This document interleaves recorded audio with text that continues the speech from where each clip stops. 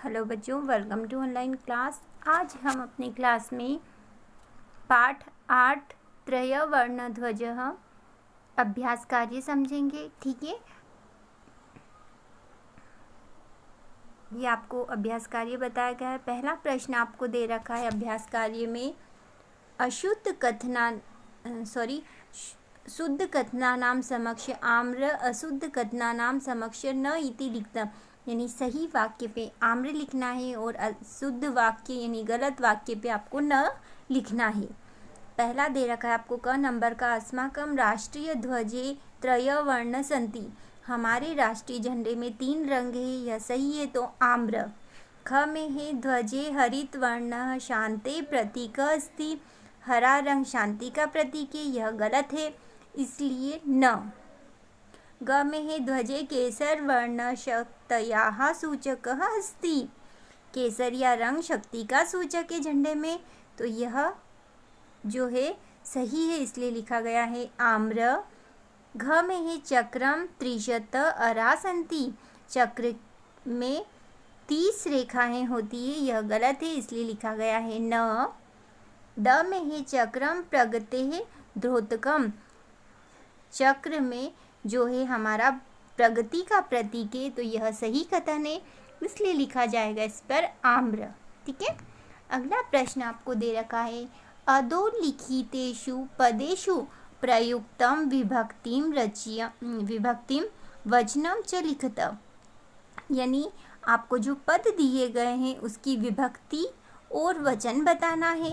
एक उदाहरण भी दे रखा है आपको, यथा यानी जैसे त्रयाणाम, त्रयाणाम ये षष्ठी विभक्ति है और बहुवचन का शब्द है। समृद्धिः षष्ठी विभक्ति और एक वचनम। वर्णानाम यह षष्ठी विभक्ति है और बहुवचन का शब्द दिया हुआ है। उत्साहस्य, उत्साहस्य षष्ठी विभक्ति है और एक वचन है इसका। नागरिकेह ये तृतीया विभक्ति है और बहुवचनम है ना, बहुवचन है ये। सात्विकतयाः यह षष्ठी विभक्ति है और एक वचन है। प्राणानाम, प्राणानाम भी षष्ठी विभक्ति है और यह बहुवचन है। संभायाम, संभायाम सप्तमी विभक्ति है और एक वचनम है। ठीक है, तो इस तरह से ये आपको विभक्ति और वचन बताई जा रही है। अब अगला आपको प्रश्न दे रखा है, एक पदेन उत्तर, यानी एक पद में आपको उत्तर बताना है। प्रश्न आपको दे रखा है, अस्माकं ध्वजे कति वर्ण सन्ति, हमारे झंडे में कितने रंग है, तो आंसर इसका त्रियः है ना, यानी 3 रंग है। ख में आपको दे रखा है, त्रिवर्ण ध्वजे शक्तया सूचकः क वर्ण, झंडे में जो है हमारे तिरंगे झंडे में शक्ति का सूचक कौन सा रंग है, तो केसर वर्ण, केसरिया रंग झंडे में शक्ति का सूचक बताया गया है। अगला प्रश्न है आपका, अशोक चक्रम कस्य द्योतकम अस्ति, अशोक चक्र किस बात का प्रतीक है, तो अशोक चक्र जो है इसका उत्तर है प्रगते न्यायश्च, यानी प्रगति और न्याय का प्रतीक बताया गया है अशोक चक्र को। घ नंबर का आपको प्रश्न दे रखा है, त्रिवर्ण ध्वज कस्य प्रतीकः, तिरंगा झंडा किस बात का प्रतीक है, तो तिरंगा झंडा स्वाधीनता और राष्ट्रीय गौरव का प्रतीक है। ठीक है, इस तरह से ये आपके एक पदेन प्रश्न उत्तर है। अगला आपको प्रश्न दे रखा है, एक वाक्येन उत्तर, यानी एक वाक्य में आपको आंसर देना है। पहला प्रश्न यानी क नंबर का प्रश्न है, अस्माकं ध्वजस्य श्वेत वर्ण कस्य सूचक अस्ति, हमारे झंडे में सफ़ेद रंग किस बात का सूचक है, तो आंसर है अस्माकं ध्वजस्य श्वेत वर्ण शक्तयश्च सूचक अस्ति, यानी सफ़ेद रंग जो है सत्यस्य सूचक अस्ति, यानी सत्य का सूचक है। ठीक है, सफ़ेद रंग सत्य का सूचक है यानी सत्यस्य सूचक अस्ति। ख नंबर का प्रश्न है आपको, अशोकस्तम्भः कुत्र अस्ति? अशोकस्तम्भ कहाँ है? अशोकस्तम्भ सारनाथे अस्ति। अशोकस्तम्भ सारनाथ में है। ठीक है। ग नंबर का प्रश्न आपको दिया गया है। त्रिवर्णध्वजस्य उत्तोलनं कदा भवति? त्रिवर्णध्वजस्य उत्तोलनं कदा भवति? यानी जो तिरंगा झंडा जो है वह कब फहराया जाता है? तो त्रिवर्णध्वजस्य उत्तोलनं स्वतंत्रता दिवसे गणतंत्र दिवसे च भवति। यानी स्वतंत्रता दिवस और गणतंत्र दिवस कर हमारा तिरंगा झंडा फहराया जाता है। और सबसे आखिरी प्रश्न है आपको, अशोक चक्रे कति अरा सन्ति? अशोक चक्र में कितनी रेखाएं होती है? तो इसका आंसर है अशोक चक्रे चतुर्विंशतिः अरा सन्ति। यानी 24 रेखाएं होती है, यानी 24 लाइनें होती है ना अशोक चक्र के अंदर।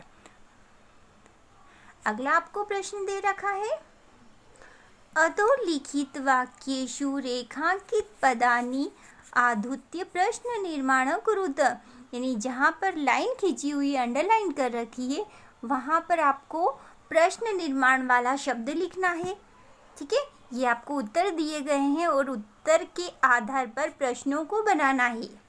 तो पहला आंसर आपको दे रखा है, अस्माकं त्रिवर्णध्वजस्य विश्व विजेता भवेत्। हमारे तिरंगे झंडा जो है विश्व विजेता है।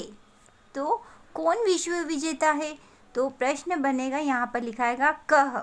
तो पूरा प्रश्न बनेगा अस्माकं कह विश्व विजेता भवेत् और अंत में प्रश्नवाचक चिन्ह लगा हुआ है। ठीक है। इस तरह से प्रश्नों का निर्माण करना है। अगला उत्तर दे रखा है आपको, स्वधर्मात् प्रसादं व्यं न कुर्याम। आपके धर्म से या फिर आपके धर्म का जो है यह प्रमाण नहीं करना चाहिए। यानी अपने धर्म से हमें प्रमाद नहीं करना चाहिए। तो हमें किससे प्रमाद नहीं करना चाहिए? तो इसका प्रश्न में आएगा जो है कम। तो प्रश्न बन जाएगा स्वधर्मस्य प्रमादं स्वधर्मस्य क वयम न कुर्यात्। हमें किससे प्रमाद नहीं करना चाहिए। ठीक है। ग नंबर का उत्तर दे रखा है आपको, एतत् सर्वम् अस्माकं नेत्राणां सद्बुद्धिः सत्फलम्। यानी यह सब हमारे जो है नेताओं की ही सद्बुद्धि का फल है। ठीक है। तो किसकी सद्बुद्धि का फल है? यानी कस्याः। तो प्रश्न बनेगा, एतत् कस्य अस्माकं नेत्राणां सद्बुद्धेः सत्फलम्। यानी ये सब जो है यह सब हमारी किसकी सद्बुद्धि का परिणाम है? तो यह नेताओं की सद्बुद्धि का परिणाम है ना। तो अगला उत्तर दे रखा है, शत्रूणां समक्षं विजयः सुनिश्चितः भवेत्। शत्रुओं के समक्ष विजय सुनिश्चित होती है। तो किसके समक्ष जो है विजय सुनिश्चित होती है? तो यहाँ पर आएगा केशाम। यानी केशाम समक्षः विजय सुनिश्चित भवेत्। और अंत में सभी के पीछे जो है प्रश्नवाचक चिन्ह लगाना नहीं भूलना है आपको। ठीक है। आपको ये प्रश्न समझ में आ गया होगा। अगला आपको प्रश्न दे रखा है, क्वेश्चन नंबर 6, उदाहरण अनुसारं समुचिते पदेः रिक्तस्थानानि पूरयत। यानी उदाहरण के अनुसार आपको इन रिक्त स्थानों की पूर्ति करनी है। इसकी विभक्ति बतानी है, एक वचन, द्विवचन और बहुवचन, यानी तीनों वचनों में विभक्ति आपको बताकर वचन भी बताने हैं। जैसे उदाहरण दे रखा है, पट्टिका। पट्टिका षष्ठी विभक्ति इसका एक वचन पट्टिकायाः, द्विवचन पट्टिकायोः और बहुवचन हो गया पट्टिकानाम्। फिर आपको दे रखा है अग्निशिखा, सप्तमी विभक्ति पूछी है इसमें आपसे, तो अग्निशिखायाम, अग्निशिखायोः, अग्निशिखासु। ठीक है। अगला आपको दे रखा है सभा, सभा की आपकी चतुर्थ विभक्ति पूछी गई है, तो सभा की चतुर्थ विभक्ति होगी सभाये, सभाभ्याम, सभाभ्यः। अगला आपको दे रखा है अहिंसा, अहिंसा की द्वितीय विभक्ति पूछी गई है, तो इसकी द्वितीय विभक्ति होगी अहिंसाम, अहिंसे, अहिंसाः। ठीक है, ये तीनों वचन में बता दिया मैंने आपको। फिर है सफलता, सफलता की पंचमी विभक्ति सफलतायाः, सफलताभ्याम और सफलताभ्य। सूचिका, सूचिका की तृतीया विभक्ति सूचिकाया, सूचिकाभ्याम और सूचिकाभिः। इस प्रकार से ये आपके एक वचन, द्विवचन और बहुवचन तीनों में मैंने आपको समझा दिया। अगला आपको अंतिम प्रश्न दे रखा है समुचित मेलयन कुरु कृत्वा लिखत, यानी आपको ये जोड़ी मिलानी है। ठीक है, ये जोड़ी आपको जैसे पहला क और ख दो आपको दे रखे हैं, इसमें आपको क को ख से मिलाना है। जैसे केसर वर्ण, तो केसर वर्ण किसका प्रतीक है, तो शौर्यस्य त्यागस्य च सूचकः, केसरिया रंग शौर्य और त्याग का सूचक है। हरित वर्ण, हरित वर्ण मिलेगा सुषमायाः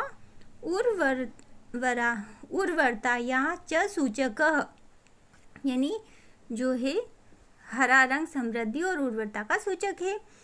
उसके बाद है अशोक चक्रम, अशोक चक्रम मिलेगा आपका प्रगते न्यायश्च प्रतीकः। और फिर दे रखा है त्रिवर्ण ध्वज, त्रिवर्ण ध्वज स्वाधीनताया राष्ट्र गौरवश्च च प्रतीक, तिरंगा झंडा स्वाधीनता और राष्ट्र गौरव का प्रतीक है। और सबसे आखिरी में दे रखा है आपको त्रिवर्ण ध्वजस्य स्वक्रियम, तो यह आएगा आपका 22 जुलाई 1947 तमे वर्षे जातम।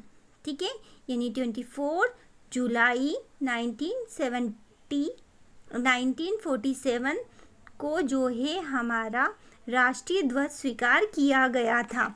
इस प्रकार से ये आपके इस पाठ के सभी जो है अभ्यास कार्य मैंने आपको समझा दिया है, आपको अच्छे से समझ में आ गया होगा, तो आप इसकी प्रैक्टिस करिए।